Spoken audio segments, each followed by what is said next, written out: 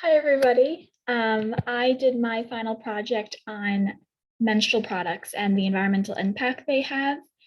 So this is my paper, as you can see, and the regular typical pad sanitary napkin takes about 500 to 800 years to decompose. So every single pad that is used is affecting the environment in some way. So people who menstruate oftentimes just throw it out, discard it, and think, oh, that's it, I'm done with it. But that's really not the case at all. 89% of people who menstruate use disposable pads, so those pads that I was talking about, and they're really bad for the environment. So I'm going to be talking to you about the effects that pads have and other menstrual hygiene products and possible solutions. So basically, to start off with, the life cycle assessment is really how people figure out what impact these products have on the environment. So they're very, very labor intensive to create, and they only really last for a couple of hours.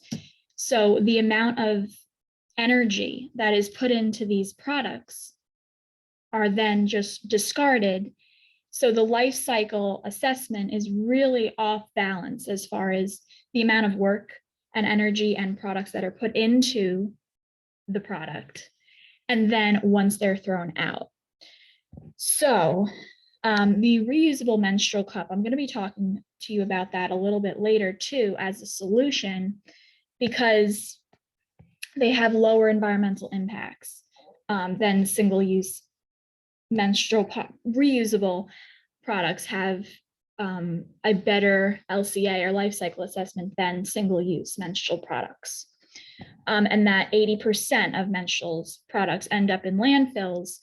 And as I said, that plastic doesn't decompose. So it's broken up into microplastics, it's thrown or put into it ends up in the ocean, harming marine life, and ends up contaminating water, actually.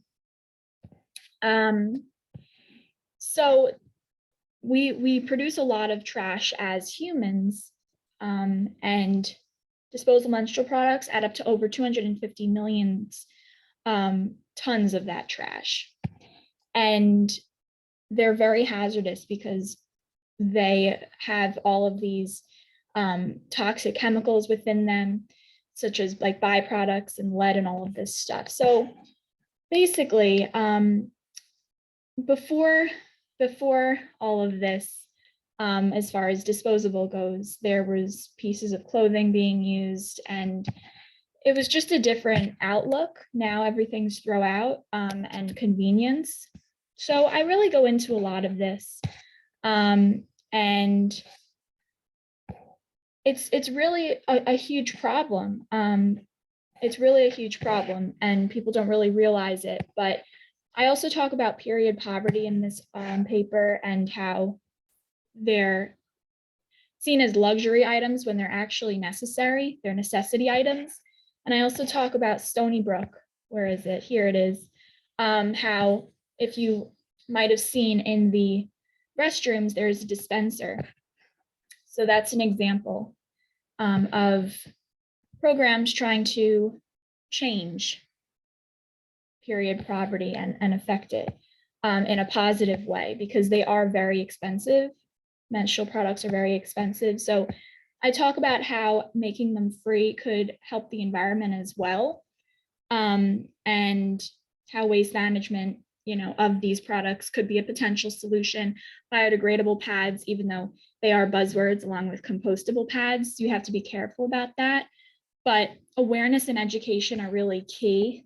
And I kind of do case studies in Indonesia and India and show what they're dealing with there as far as trying to make these products more accessible and educate people who menstruate.